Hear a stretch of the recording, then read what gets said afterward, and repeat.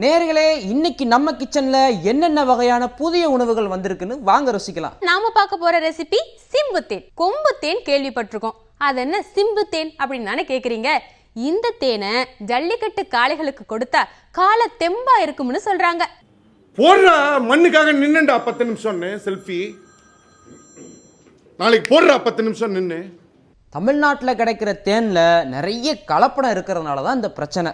அதனால இது அமேசான் காட்டில் உள்ள தேன் இல்லை, நம்ம தமிழ்நாட்டில் கிடைக்கிற தேனு தான்னு அதை தயாரிச்சவர் சொல்லியிருக்காரு. அடுத்ததான் நம்ம பார்க்க போறது பன்னீர் ஜெல்லி. பன்னீர்லயே ஜெல்லியான்னு எல்லாரும் சொல்றதுக்கு தக்க புதிய ஜெல்லியை இன்னைக்கு அறிமுகப்படுத்தி இருக்கிறதால சந்தையில ஒரே பரபரப்பு. இந்த வருஷம் எப்படியும் இந்த ஜெல்லியை தயாரிச்சு தமிழ்நாடு முழுக்க சப்ளை செய்திருவோம்னு சொன்னதால மக்கள் எல்லாரும் வாடிவாசல் கடைக்கு போய் துண்டு போட்டு காத்து கிடக்க போறாங்களாம். பாப்போம் பன்னீர் ஜெல்லி நல்லா இருக்குதான்னு.